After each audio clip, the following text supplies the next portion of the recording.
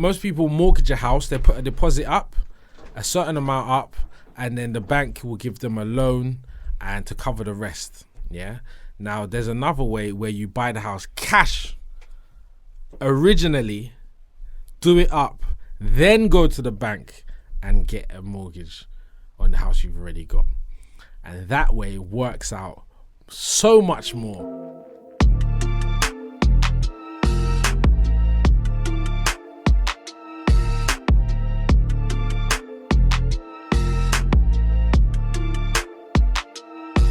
Welcome to another episode of Recipe to Success. I know you guys have been missing us, but we're back with a bang with the legendary entertainer, Axel Blake. How you doing, bro? Not too bad, Humza. How you doing? I'm good. Thank you for coming on. No worries, man. True honor, we got the blue check here today. The blue check king. Right, we'll talk about that later. Yeah, cool. So we've been talking a bit off camera, but for anyone that doesn't know who you are, just give us a little bit of a brief intro.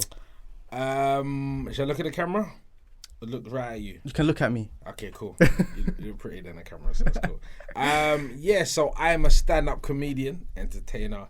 I've been doing it for a while now, since 2009, and just been international touring. I feel like you're downplaying it, man. Sometimes you gotta be calm with it. You gotta be, just touring around the place and have a few sold out shows and just keep going. I love comedy. And entrepreneur on the side. Yeah. Well, we'll get into it anyway. We'll get into that.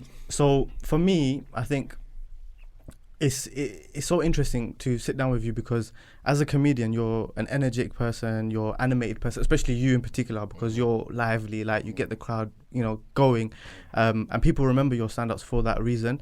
But as a person, away from all the noise, it's interesting to see who you really are. Do you get what I'm saying? Yeah. So that's why I think for me, and also for the audience, it's going to be a real interesting conversation. So you're a comedian, you're a legendary comedian, by the way, because you underplayed it. But where did it all begin? Because obviously a very successful career, still going. How did it all start? It started with me. I used to be a mechanic. Before mechanic, I was like a junior chef in like wacky warehouse, but I remember I was a mechanic, and I said to myself, I went to a few comedy shows or whatnot. I never knew about comedy shows at all, but I decided to go to one. It was a big one in Hackney Empire, and I was so blown away. I couldn't believe the fact that these guys are making these people laugh, the way they're making them laugh. I had the audience in such control. And I just was going through a lot in my life at that time. I'd come out of prison then. And then I just left the kind of friends that was around me. And I said to myself, I was just amazed, fascinated by that world. And it was distancing myself from the world that I had known before. And after I left that comedy show, I thought, you know what? Because I'll jump in and I like a thrill. I like a thrill, and I'm quite risky. Obviously, big risk, but I'll have to analyze the risk first. But I was thinking on my way back, and I thought, I'm gonna give it a try. Most people look at me like, oh no, not me. But I thought, no, I'm giving it a shot. What's the worst that can happen? Well, I don't do well, they boo me. Okay, cool, but that's, at least I know. I don't want to leave and not have regrets think, I wish, I wanted to do that. I wasn't like that, so I thought, let me go and give it a shot. So I looked online, went to this thing called comedy school. I didn't know where you start. I'm thinking there must be something, some way to teach you. You don't just jump on stage. I did kind of think that actually you jump on stage and you just go, but I thought there must be, you need like a template. So anyways, I thought, let me go on comedy school. I paid my fee. I can't remember how much the course was. A 2-week course. At the end of it, you had a show. But during the courses, there was teaching you things that I felt like I already knew. Timing, delivery, setup. I'm thinking, I know this. This is this is what I do with my boys. This is this. And at the end of the 2 weeks, you get a show, and I've done well, done really well, and I was like, this is amazing, and the feeling as well is crazy. So then I just pursued it. So how did you prepare your first? There your was first writing sketch? with us. So in those 2 weeks, the 2-week course, there was showing us how to write. Sometimes it's like, anyone's got a minute of, because it was 5 minutes set, and 5 minutes feels like that's 5 minutes. That is a long time on stage, you know. I don't Keep think people we've been, entertained. yeah, I don't think we've been talking for 5 minutes so far. You know what I mean? It's a long time, and yeah, to keep them entertained and engaged, and yeah, so there was writing with us, showing us how to structure a 5 minute set, and then after your 5 minute set and you perform it, you just go on and continue it and like, you know, lengthen it yourself. So yeah, it was that, and from that I just kept going and going to other shows, other events.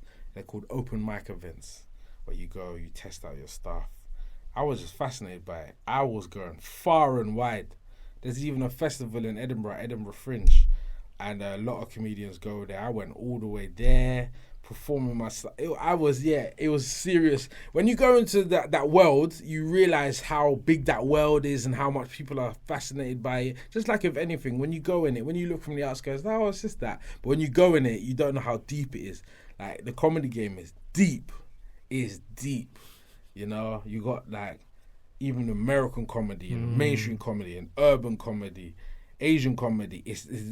People get into it, and there's different styles as well. You know, And that's how you build a unique identity, innit? mm-hmm. You have Because to you have to find what is called your comedy voice. You have to find your voice, because every comedian has a certain sound, certain tone to them. Kevin Hart is a storyteller, but his self-deprecation, so the joke's on him. You know, you've got people like Dave Chappelle is like very observational and very witty. Mm-hmm. Do you know what I mean? Like but you've got different tones. You have to find that tone. You know, and that's the difficult one. Once you find your voice, then you're like, what's his name? Jack D, old school Jack D. He was very moody and like, I don't care. But he found that late. The reason how he found that, he went to a show and he was just pissed off, and he's like, I can't be bothered with all this, and he performed like that, and it worked really well. And he was like, oh, I found my voice. It worked really well. So yeah, finding your voice is one of the hardest things for a comedian. When did you find your voice? It took me about 2 years, because what happens is, when you're watching comedians and watching comedy, you naturally gravitate to something, that a comedian that you like, and obviously you're looking at them. Oh, I love their voice, their comedic voice. So what happens is you try to do that voice as well. But just because you like that comedy doesn't mean that works for you. Even though that's your favorite style, that doesn't mean that suits you. And it's so hard to comprehend that, because you're looking at that and think, oh, I love that, I'm going to do that because that's going to work for me. No, your voice might be a whole different. So it's just having to break down your walls and allow yourself to try different formulas and formats to see what. I've seen comedians find their voice and be like, I just don't like it. I want that kind of, so I'm not even going to do it. And they found their style, but because it's not what they want, they picture. Yeah, they're like, nah, I'm not on it. So it's an interesting world. It's actually crazy, because me and Callum were having a similar conversation on the way here, where it's like you have to find, you like, when you're trying to build something, you have a whole different perspective of how it's going to be. Yeah. And then when you get there, and that's why a lot of people they go through hardship when they've actually succeeded, because they're like, okay, is this what it was all about? Like, is this what it was worth? And then that's when you have to really find like your passion, and that's, you know, that's how you keep going. A lot of people fall off in that period. Because 100%. It's like, it's not what they imagined. It's not what they thought. So they just like, nah, this is not what I saw. Same with when you meet like a celebrity, like you look up to. Yeah. And it's like you had a whole different perspective of them. Of how they. And then you meet them and it's like, oh okay. Yeah. 100%. It's crazy. Yeah. Okay, so you got to that point. You found your voice. Is that when you kind of felt like the business side or the commercial success side was actually taking off? Was it when you found your voice? Yeah, when I found it and I was perfecting it. I understand what works for me. I'm very animated, very observational. I'm not a storyteller. I tried the storytelling, but when I found mine, I was like, okay, and I was just working it, and going all over the place, testing it, tweaking that joke, testing that, extending that, you know. You're becoming more seasoned as you go along. Yeah, and just building yourself up. And then that's when the phone calls started coming in. It's like, oh, you know, can you come here, and can we fly you out here, and oh, we'd like to manage you there. And that's, you know, and then when you look at other comedians, like you, some comedians, you've already bypassed them. So as soon as you find what works for you, sometimes it's like, shoo, and you just go. And then you've seen other comedians that you've bypassed them and whatnot, and they're like... Also, you were coming up in a time where there was no social media, right? It's just about starting. Yeah.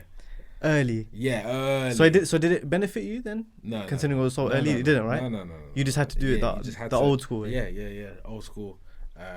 Go out, perform. There was no real promoting. When people promote back then, it was called guerrilla promoting. Was outside of an event with your flyers. Remember the flyer guys? Whole heap of flyers. Sometimes CDs in the flyers, and then just like that. That was you call guerrilla promoting, you know. And it was 2012. Afterwards is when like the videos started coming in, and I remember when Instagram first started, there was pictures. Like, this was alright.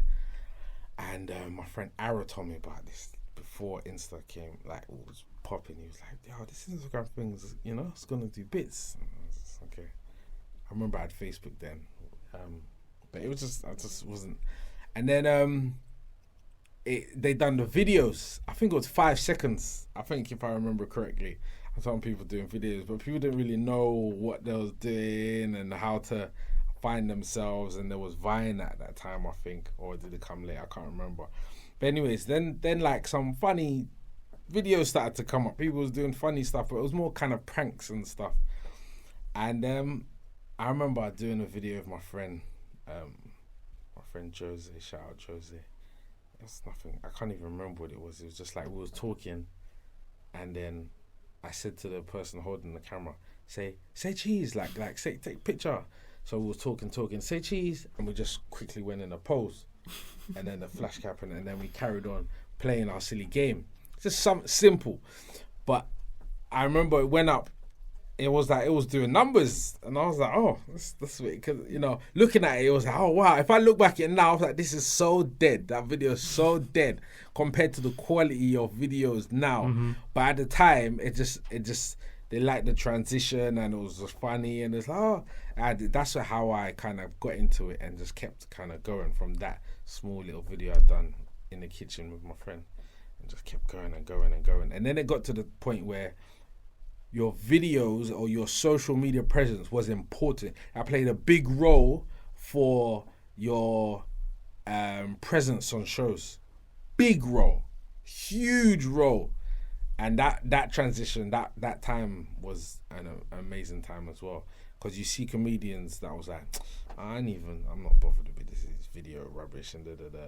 And they kind of stayed at a certain level. Then you got the comedians, even people that trying to start out, they was doing the videos and they just flourished because people was booking them. It was weird. This is what I'm saying about the detail of comedy. People think you're funny online, that means you're funny on stage. And it's totally different. Stand-up is a whole different world compared to being funny online, you know. And they didn't really. They'll find out the hard way. I think out of all the kind of comedy scenario, because I call it the comedy umbrella. You got skits like videos online where you can edit it. You got the stand-up where it's live. Right there, right then. You got pranks. That's the stuff, but you got to be fearless. Stand-up's really the hardest. Yeah. Stand-up. If stand-up's your foundation, everything else can kind of flourish. But like, you got like the funny video. When I say funny videos, like you're an actor in a film, but you're playing a funny role. But that's not really them being fun. It's their character. It's the character that they've chosen. So not anyone, but if you're a good actor, anyone could have played that role. Someone's written that for you, and you're just, you know what I mean? Executing it. Exactly. So it's people look at them, that person's funny. Like Ben Stiller, he's not funny. He's good at acting funny. Someone's written it for him. It's the writer that's funny. Do you know what I mean? And he probably thought it worked for me, so let me keep going with these kind of roles. Exactly. So it's things like that. So but when you're doing the kind of like the pranks and stuff, and then try to go to stand-up, because stand-up's where you really get the bread and butter, because it's a live show. People are paying to see you, you know. and the meet and greets there, you know. So some people have confidence behind the camera, but when it's live, they're like, oh, it's too, do you know what I mean? So I've realized that the best way is have your foundation of stand up, where you've got that core, raw strength and talent, and then go into the others. It's often like the harder way normally is the better way. Yeah. But most people don't want to go the hard route. Yeah. And you've also seen it evolve, because I guess in that story that you were telling, like, there was old comedians that maybe got complacent and didn't value the new thing, the socials, and 100%. And you have those waves where they're like, okay, well, this is who I am. Like, I don't need to do socials. 100%.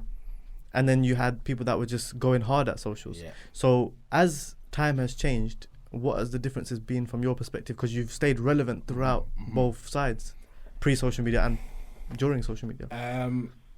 The difference is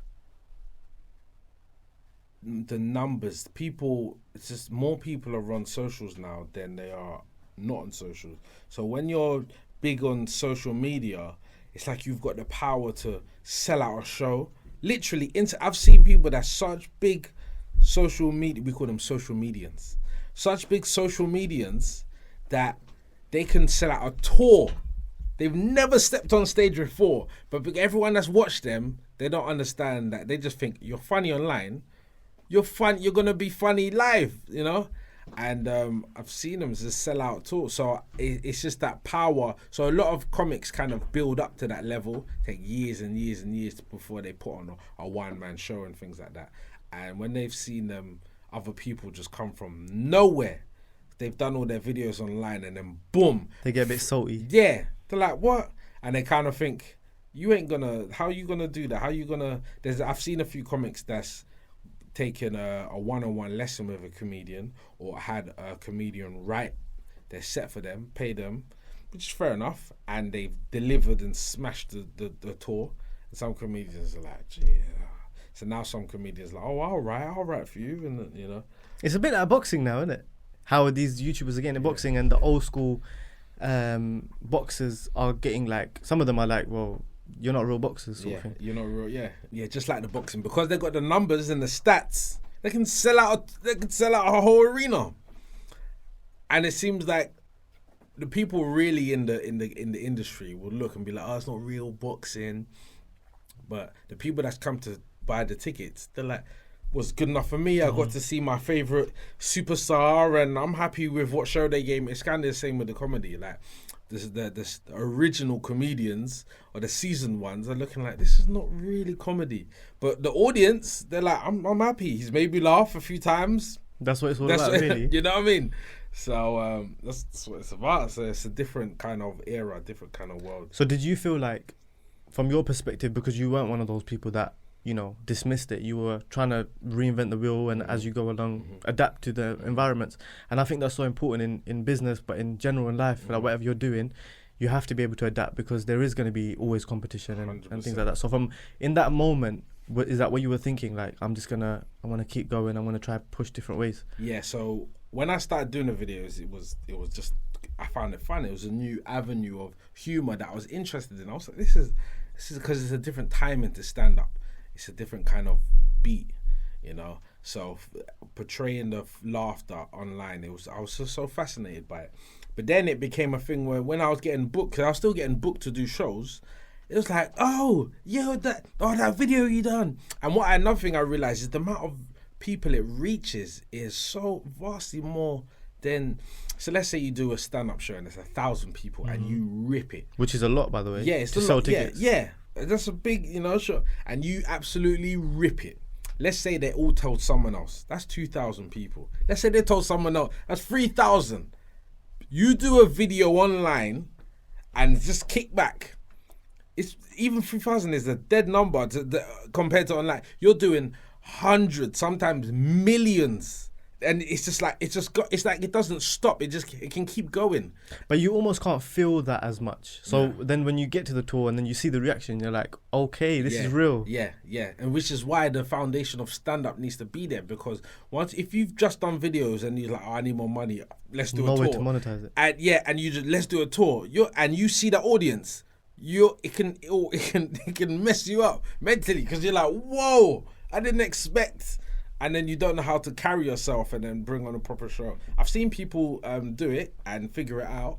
A good friend of mine's White Yardie, he figured it out. He started from videos and then transcended to the stand-up, and it didn't take him long at all. That's one. Another guy is a major hype. He done the same the transition. There's a few that's I think Mo the comedian did that as well, right? He done stand up. He done stand up way before. But then Couple of Cans blew up as well. Yeah. So his foundation is stand up. He's done stand up. I think he started a year or two before I did. I started 09. I think he started 06 or so, 7. So we was banging our shows together all the time, and then like videos came along. He was slow on the videos. He was like, I'm not too. And then he kind of started a few years ago, 5-6 years ago. And it just went. Just made it work. Yeah. But remember, his foundation was stand up. So he was always covered. Any tour, he's like, I got this. You know? So, yeah, that's the formula. So at what point did you think, okay, you know what, this is going better than I even thought, or you know what, this is success. This is what I always dreamt of. Was there like a point, or was it just gradual? Yeah, it wasn't long afterwards. It's when people started noticing and tickets sold. The promoters would be like, we're selling a lot of tickets because of your name, things like that. And my only correlation was because of the video. Because even when afterwards, sometimes you have a show they would want to take pictures. But my line for when who they want to take pictures with was crazy. That's the real love. Yeah, one time was all 45 minutes long. And all the other comedians, you know, the lines was a bit short. So it made me realise, there's a formula here. You're popping a ruler. Yeah. There's a formula here that kind of can cut you through. Because the old school comedians were like, you need to be in it you need like 10 years. You need like 3 hours of material, seasoned material before you even put on a tour, you know. But now social media came along, it kind of cut you through all that and allowed you to kind of fast track yourself. And it also became more cost effective because to sell tickets before, you had to do real press. I put on a show in 2018, O2 Indigo, and I completely sold out. No flyers, with just Snapchat and Instagram. Yeah. And it was crazy. And this was all because of the buzz and the hype, and I was building it up, and I don't think I would have been able to do that if it weren't for social media. In fact, I know I wouldn't have been able to. So and there's not a lot of comedians that have sold out the O2. White Yardie sold out as well, once again, social media.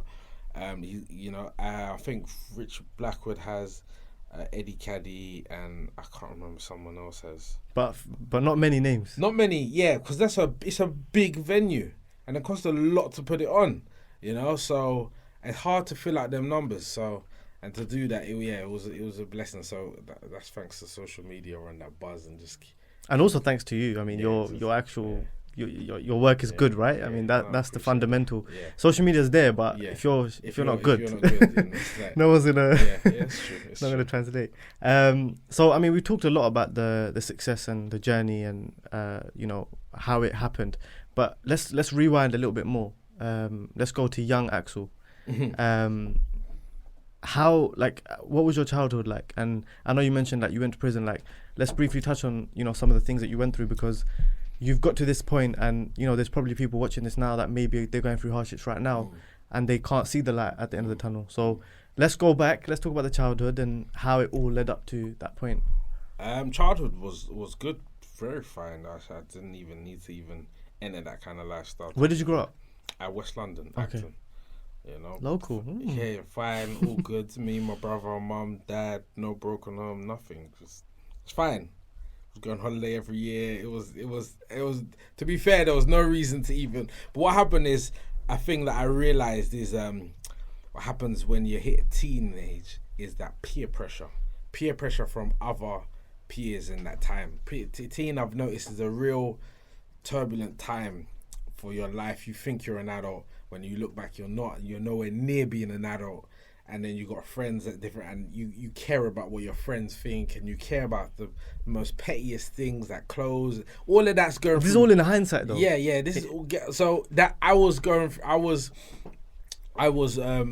around friends, and that's all it was about. And then it turned to gang life, and was heavy in the gang life, and then you know, you don't want to, it's that age of you don't want to be a prick, you know, that pride, respect.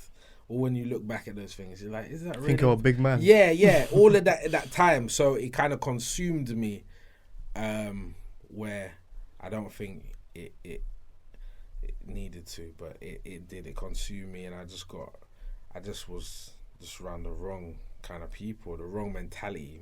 My mentality was poison. So we got into this. It eventually led to me going to prison.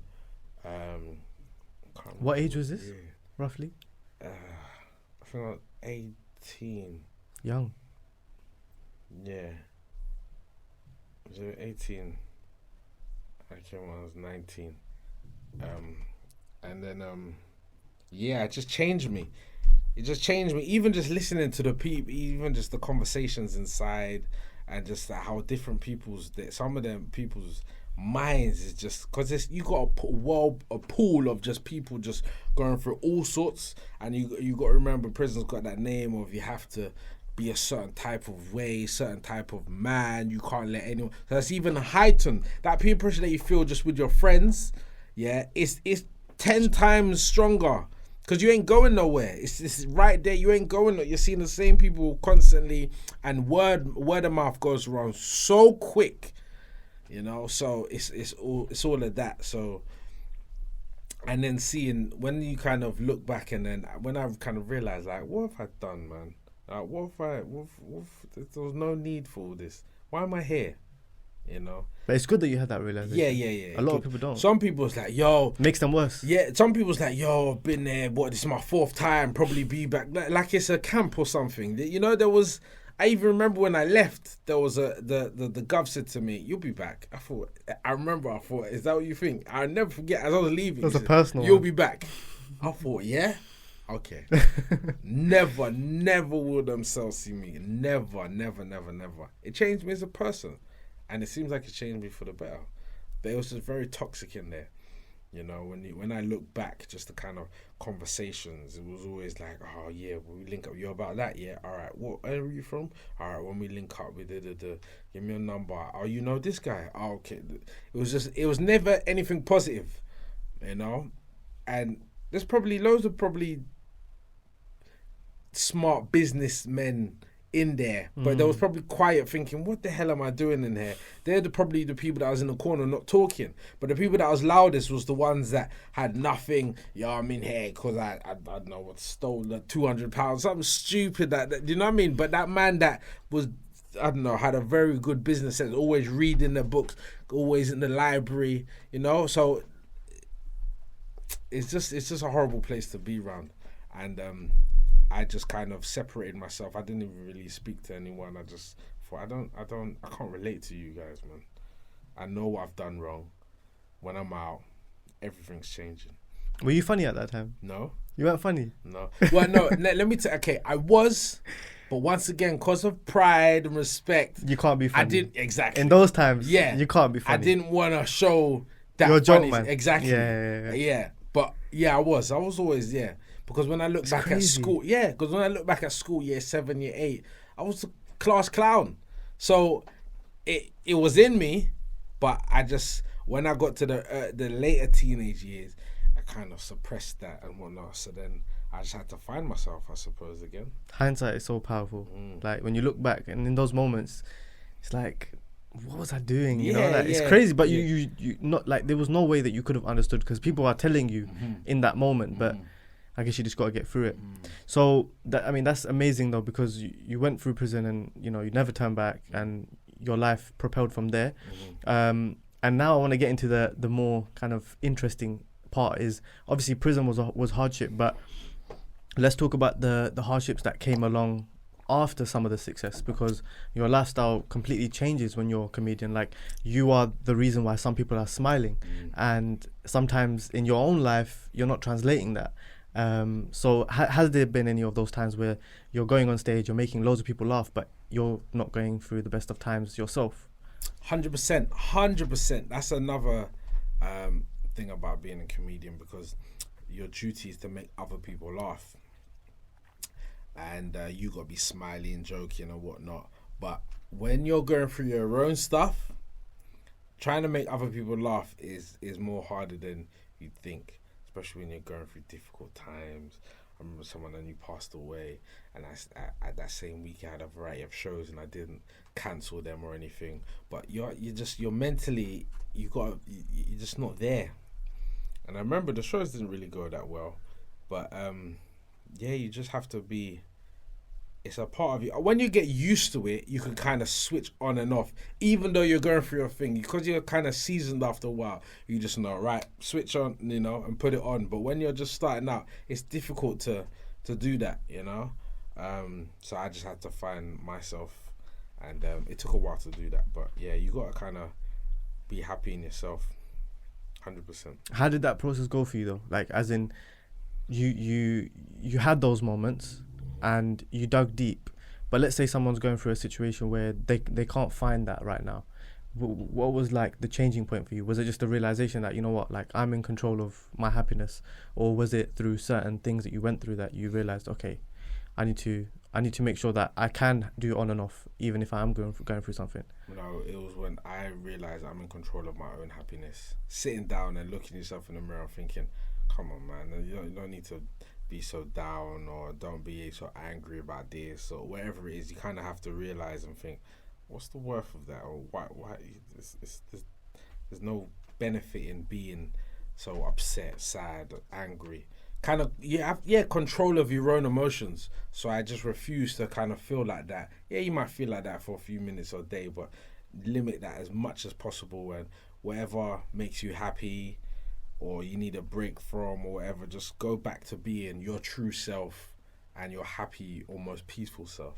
And I found that out quickly. Yeah, just kind of just push it aside, just forget about that, and just, you're happy, man. I've always wondered that, because there's so many people that they're going through rough times or tough, situations, and literally their way of forgetting that is going to a show. Yeah. Watching you. Yeah. So it's fascinating, like, because you're a human being as well. Yeah, it's true. But you're delivering for those people, and you're literally changing lives. Yeah. Because they come in maybe upset, and then they leave like they're feeling good. Yeah, they say you get messages all the time from people like, yo, thank you, I'm going through this, or divorce, or someone's passed away, and it weren't for you, I wouldn't have felt like this. So I really appreciate the show, and you got to make sure you respond to those people as well. Because you get loads of, sometimes you literally got to sit down and be like, right, let me take an hour or two and just go through, and not just no generic message.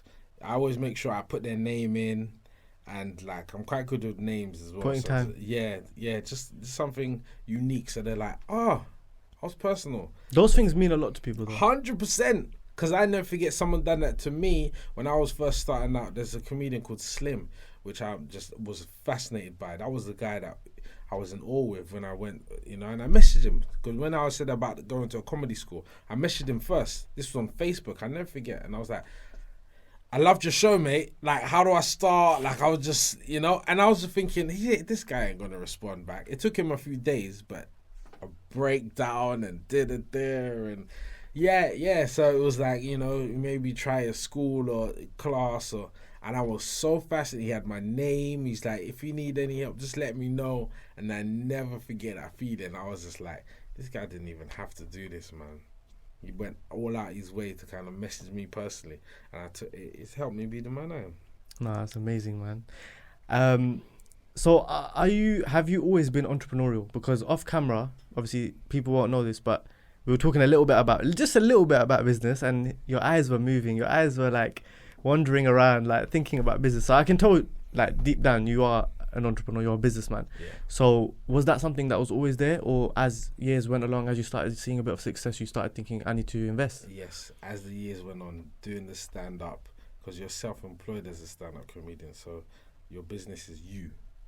So, yeah, and that it was a different way of thinking about business. The harder I invest in myself, the better outcome it will be for myself.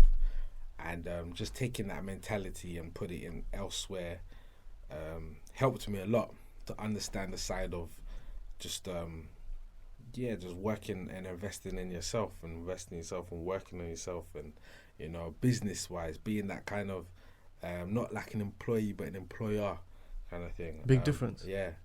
So that really helped me. The stand-up helped me. You know, just negotiating prices and this and where and not for the, you know, it really helped me put my entrepreneur hat on. When you were coming up, like you know, financially, obviously, as you're growing up, like in the comedian space, I guess the money's getting better and better as you go along. But I'm sure it didn't start that way, or did it? Was it always lucrative for you? No, it didn't start that way. It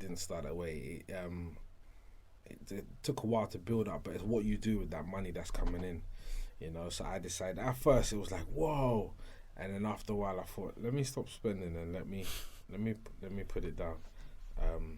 So it was almost like a change in behavior. Mm-hmm.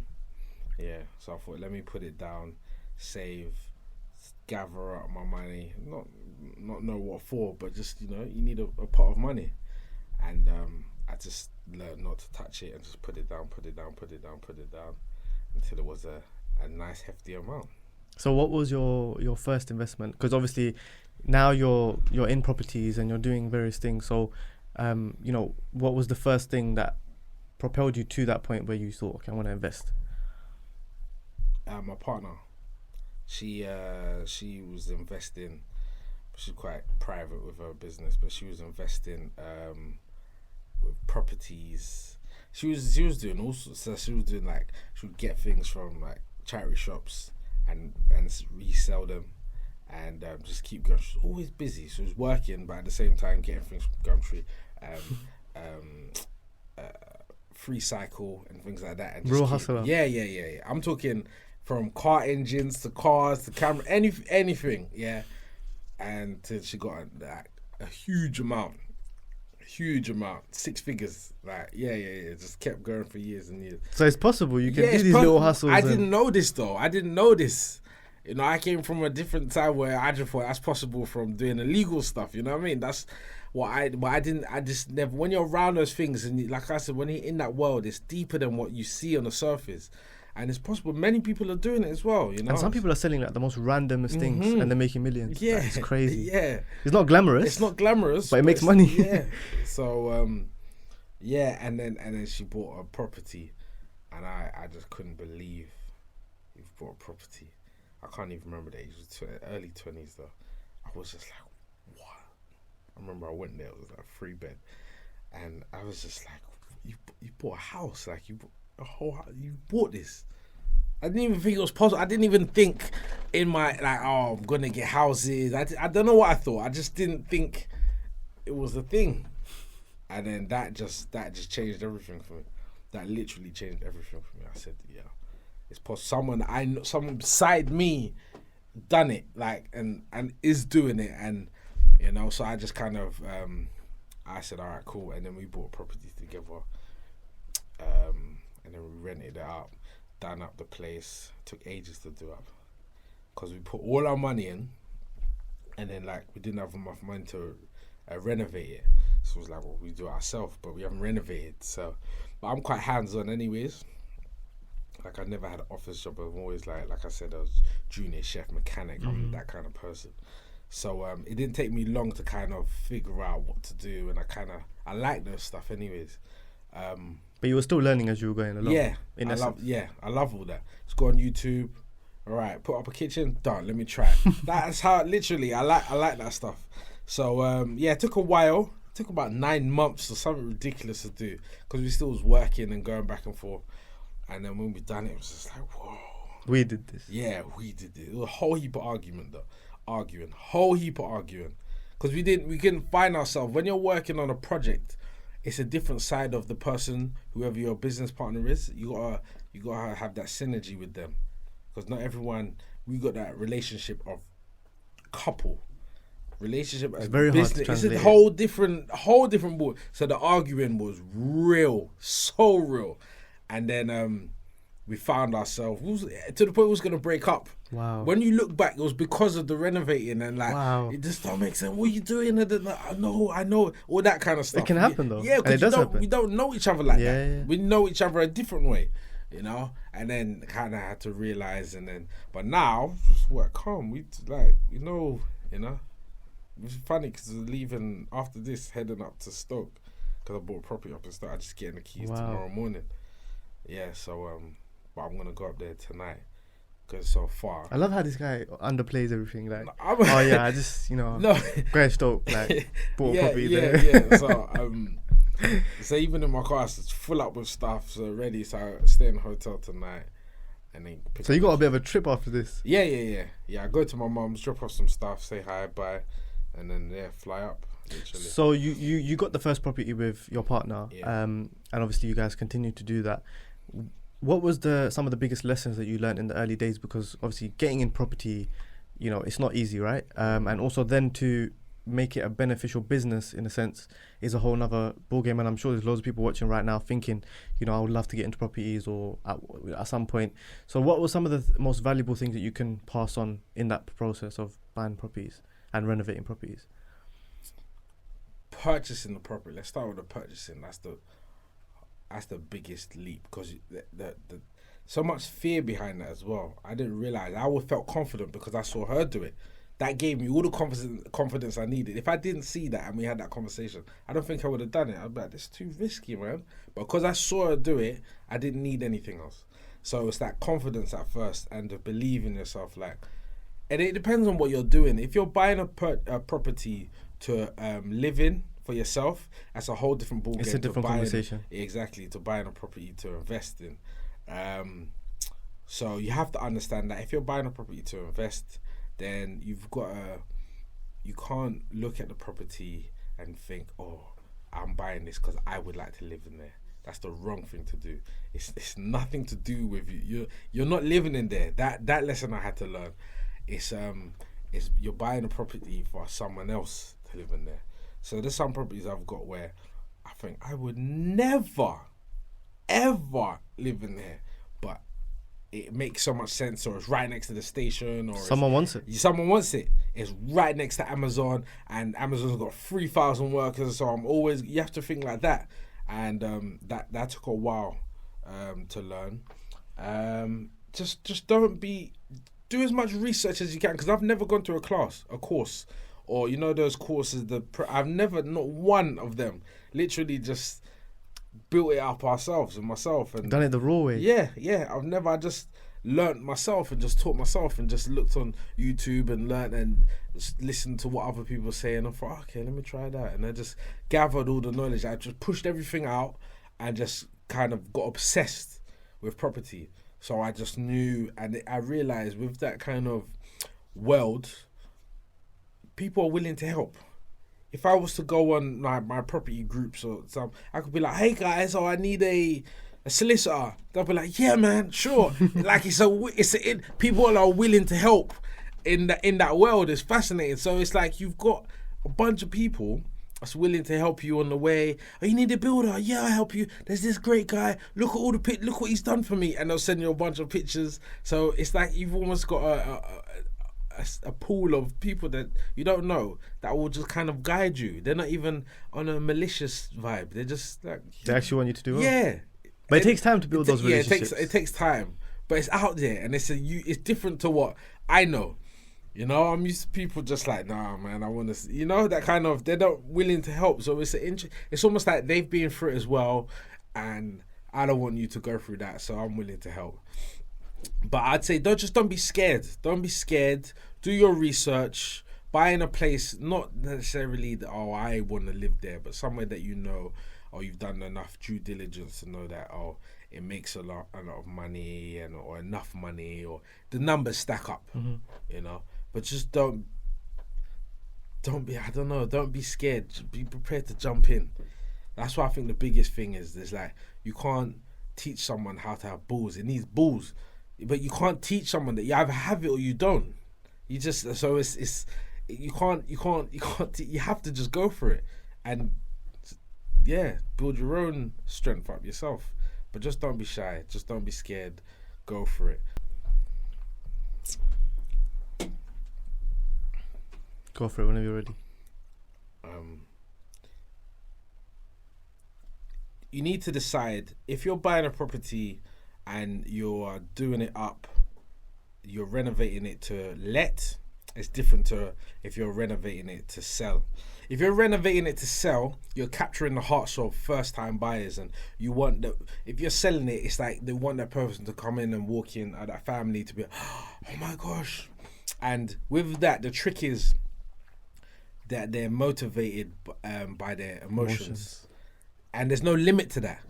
There's no limit to your emotions. So there's no number. They can be like, I want it. No, Derek, I need it. I just want whatever. Because they want it that bad. And their emotions will take over. So with that being said, that's different. And once you sold it, it's not yours. So that's when I suggest make it, do it upright. If you're renovating it to rent, that's different. So that's more what I do. And I wouldn't buy anything new. Everything's secondhand. Everything's secondhand. Secondhand is my thing. And the thing is, secondhand doesn't even look like secondhand. Sometimes some people's secondhand is still wrapped up, packaged. Do you know what I mean? But it'll still be done up. I've bought kitchens, whole kitchens, £200. You're never catching me buy a whole kitchen, 3,000. £200. Yeah. If I ever show you these kitchens, what do you get in there? Just units? Yeah, it's just a whole unit. Someone else's old kitchen, and they're taking out. So because they're getting a new kitchen, they don't. One man's trash is another man's treasure, in it. They're like, oh, whatever, 100. What I don't. They don't. They want it gone. It's taking up space. What with the appliances? Yeah, with the appliances. Yeah, with the appliances. Wow. That's the sometimes. Sometimes it's just the units, the wall units, space units. Sometimes. So that's where the savviness comes in. Yeah. Because you're trying to cut down costs, and And also, you're going to be replacing it quite often with tenants, right? Yeah. So it's not gonna it just makes so much sense. So that's what I do, and I wouldn't, because I'm financially free now, and I because my work was more comedy. I was more busy in the weekends and the evenings. So my weekdays was cool. So I was more able. I didn't need a builder. I understand some people need a builder to, be there, and they can't do it because they've got work. But for me, I'm like, no, I'm there. Let me project manage. Let me have a look. Let me individually, instead of getting a builder and he's got 10 different tradesmen, let me call individually different tradesmen. So I'll call the plumber separately to the electrician, to the plasterer, check the different prices. It takes a while. Get the different quotes. I get like 5 to 6 quotes, check their rates or their ratings online, and then fine. And then once I got that relationship, I'm likely to use them again, and just build that up and have them there. And so, but I do understand if you don't have the time, you're going to need a builder because, I get that.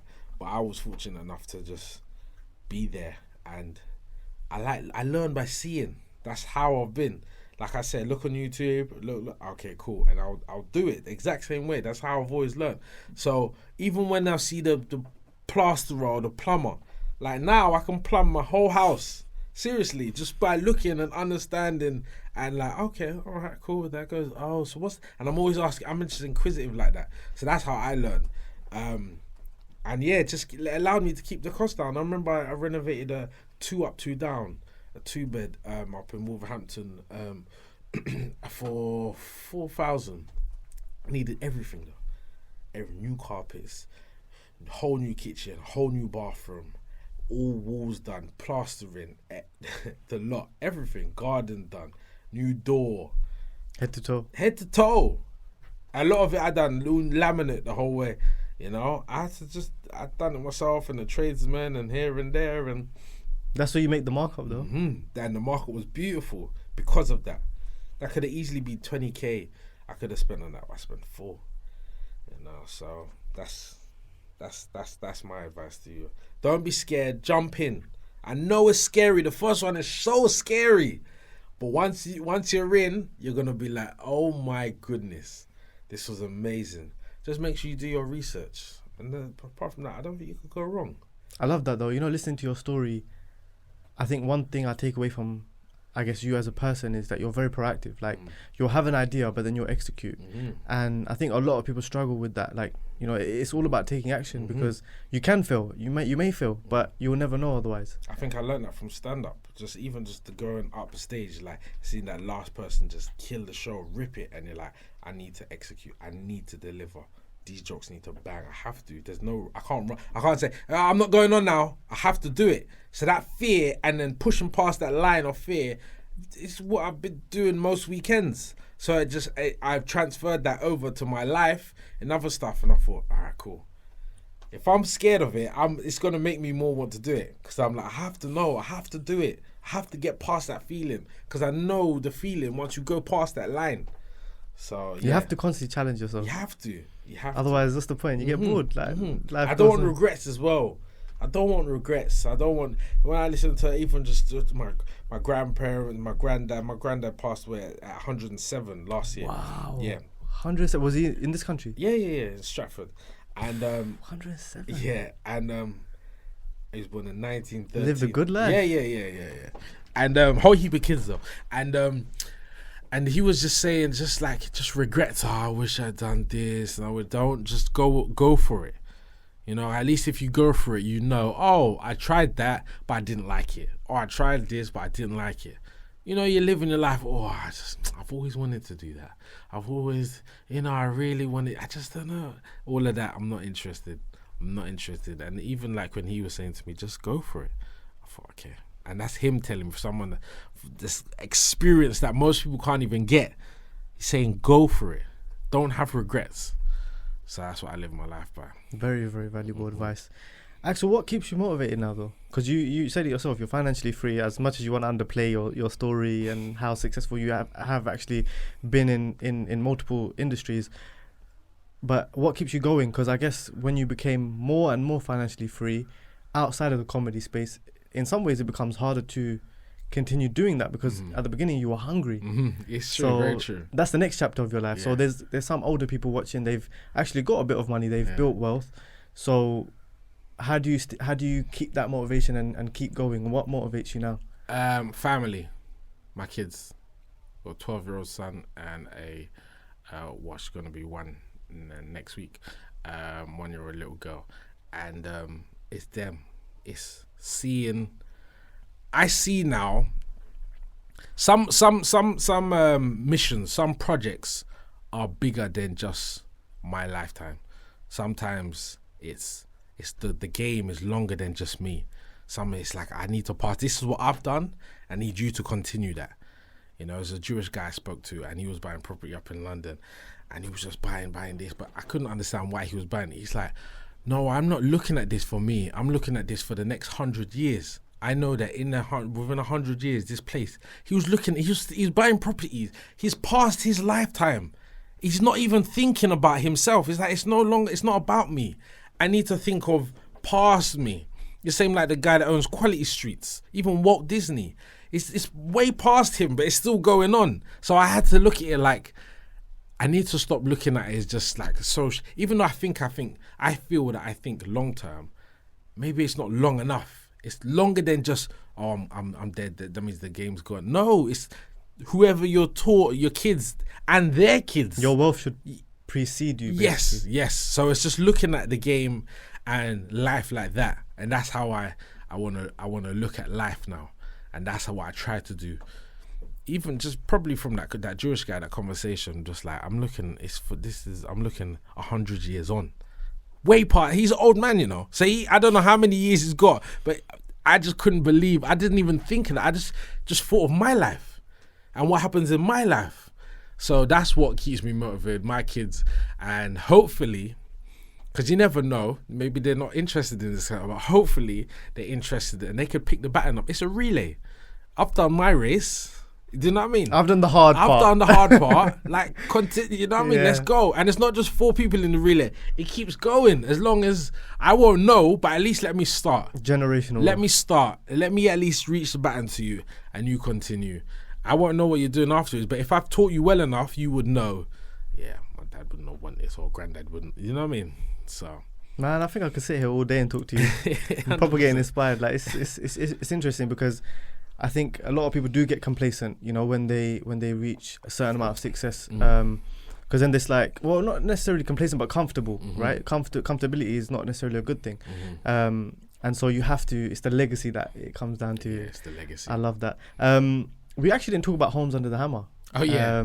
So it shows like how actively you're doing this. So When did that come about? And what changed from that? Did anything change? Like, were you like, okay, you know what, this is actually good. I've learned something from this. Yes. So, went on Homes on and Ham. I can't remember what year it was.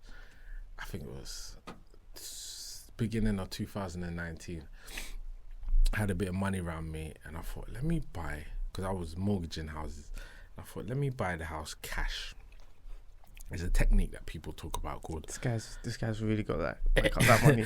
No, there's a technique that people talk about called burring. I call it burring. Some people call it B-triple-Ring. And basically, it's when you buy a house. So most people mortgage a house. They put a deposit up, a certain amount up, and then the bank will give them a loan and to cover the rest. Yeah. Now, there's another way where you buy the house cash originally, do it up, then go to the bank and get a mortgage on the house you've already got. And that way works out so much more. Wait, say that again, because I think people didn't take that one in, because this is golden advice. Yeah, this is. So a lot of people, they put a deposit up. Let's say the house is £100,000. They put out 10, 15,000, and they get the loan of the rest, 85 or whatnot. And they get that loan. Now, some people, the burring way is where you buy the house cash, 100,000. Yeah, do it up, then go to the bank and say, I'd like a loan or I would like a mortgage on this house. When you do it that way, you can actually pull all your money out that you've already put in. The only trick is, one, you have to have the cash around you. You have to have that cash. So like when you're saving up for deposit, go past that. Save. It takes a long time, but once you're in it, you're in it. So you need a large amount of cash, and you need to be able to buy the house below market value. Let me try explain how burring works. Hopefully you lot get it. Let me stick with £100,000 house. So the bank will mainly loan you 75% of what the house is worth. 75%. So let's say it's £100,000 house, they will loan you 75,000. You need £25,000. If you buy the house cash now, do it up so it's now worth 140. They will loan you, same rules apply, 75% of 140. Of 140. And you leave 25% is, I'm not sure of what 75% of 140 is, but what will happen is that loan that they give you, the mortgage, if it's good, if you've done it up so much, you actually get the money that you've put back in. So let's say, I don't know what 75%, let's say they give you 110 back. Let's do it. Let's do the maths. Let's do the maths. I want people to really follow us with this one. So 140. 75% of 140. 105. Remember, I've put in 100,000. I've bought it for 100,000. I've done it up. Okay, it's the 10,000 or 5,000, and I've now mortgaged it. Gone to the bank, mortgaged it. They've given me 105 instead of 75. They've given me because I've upped the value of the house. So I've now got a property. I've now got all my money back, and I've still got the property. And that's what I've done on Homes on the Hammer. Excuse me. I bought it for 60,000 cash, done it up so it was now worth 100,000. And remember, they give me 75%. So now they gave me 75%, 75,000 back. So you made 15 grand. Exactly. Remember, obviously the 4,000 to do it up. Yeah. So 10,000. So I've bought the house. Pre-tax profits. I've got the money back that I've put in, and I've got the house, and I'm renting it now. But if you do it the other way, it won't work out like that. And like banks don't really want to, they got so much legalities with lending you out the money. But when you've already got the house and then you're loaning on the house, you've already got, it's different. And you can keep going and buying more properties. You keep going. And it just, you can literally, if you've got enough money, you can now do, let's say you had 200. I know this is big numbers. Let's say you had 200,000, 250,000. You could buy £100,000 house, do it up halfway through, because it takes a while to go through and everything. Halfway through, you buy another one. So you keep going. So every time you pull one money out, you pull the other one. And You just need the money for the you first just one. need the money. You just need cash. So you're getting houses, and you haven't put anything down. You're getting all your money back. Only because you've got the This money is in the first life-changing place. advice. Yeah. Only you have to make sure you have the amount to cover the house in the first place. And you have to they're the two rules. House, all the money in the first place, and make sure it's below market value. Ideally, 25% below market value, because you always have to leave 25% in. So if it's below 25%, as long as you do it up and it's up to the standing it should be, you will get your money back. Wow. So all you need for that is cash, credit, and patience. You don't need credit because you're not going through the bank. Oh, you don't even need credit. You don't need the credit. You don't but need. after that, when you've got the house. Yeah. So the house is the equity. Yeah. You don't need. It's a. So really, you need cash and patience, because you need to save a bit more than the deposit. Exactly. Yes. Wow. There's the formula. Yeah. 100%. Some people charge for this information. I So give make my sure you bank guys details. appreciate this one. And big up Axel for this. 100%. Nah, man, honestly, great conversation. Really Right. enjoyed it. I think it's going to be super, super beneficial. You know, like, for me, I think the best pieces of advice are the ones that are really practical. And that's literally what you just did. You broke it down. So really glad that people can benefit from that. Thank you. But now we're gonna have some fun. We've been quite serious, educating the people. But now we want to know a bit more about Axel on a personal level. So literally we call this rapid fire. So just answer the question as quick as you can. Try as not to quick think as I too can. much. All right. Yeah. Cool. There's no time limit, but just Yeah. as quick as you can. The first Okay. thing that comes to your mind. Okay. Let's go. Night in or night out? Night out. Pepsi or Coke? Coke. Money or love? Love. You had to say that one, innit? Laundry or dishes? Dishes. Coffee or tea? Tea. Your favorite city in the world? Dubai. It's not city, is it? Yeah, it is Dubai. Yeah, city. is it? Oh, Yeah. okay. Your favorite? Nice car or nice home? Nice home. Netflix or YouTube? YouTube. I don't know if it's gonna happen now, but AJ or Fury AJ. in the ring? Yeah, that's my guy. You think he's gonna? Yeah, I know him. That's my Knockout? guy. I can't. I can never say Fury. All right. What about this one? Ronaldo or Messi? Messi. Big up Ronaldo, by the way, because I'm a United fan. I haven't felt like this in over 10 years. You know what's funny? I don't watch football. I know everyone's like, what? I don't really like it. So you've never supported anyone? Nah. I used to support Tottenham and Arsenal when I was a kid. Tottenham and Arsenal. Yeah, You no, can't do and that. I mean, I don't. I'm talking. I was like 9. I remember I had the kit, and then I got a bit older. I don't know, like 11. I was like, I'll support Arsenal now, and then that was it. I never. So what do you watch any Athletics. sports? No sports? Athletics. Athletics. Yeah, Okay. Olympics. That's I don't that's know. what- I mean, yeah. too many stars Yeah, in yeah. Olympics. Football. My brother always cusses me. He's like, but Okay, so what did you say? Ronaldo or Messi I then? said Messi. Messi. Okay. Favorite supercar? R8. Nice. I like that. This one's actually, I don't know how you're gonna answer this one. Horror or comedy movie? Comedy. Yeah. Mm. So you even though you're the comedian, you still love to watch. Yeah, I other appreciate comics. comedy. I love comedy.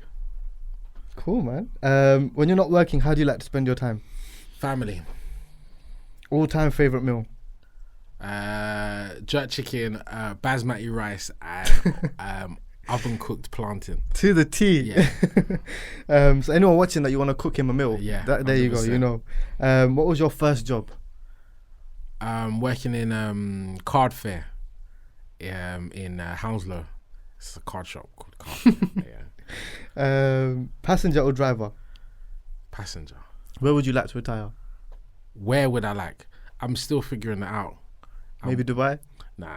Nah. Nah. Not a place to retire? Nah, but I need to travel more. I had a big travel, had a 6th holiday List. destination. Yeah, but COVID came and ruined it. But I'm gonna retire somewhere though. I'm gonna have a second place somewhere. 100%. London's a bit too hard, Yeah, isn't it's a bit mad. it? Role model growing up? Could be personal, could be comedian.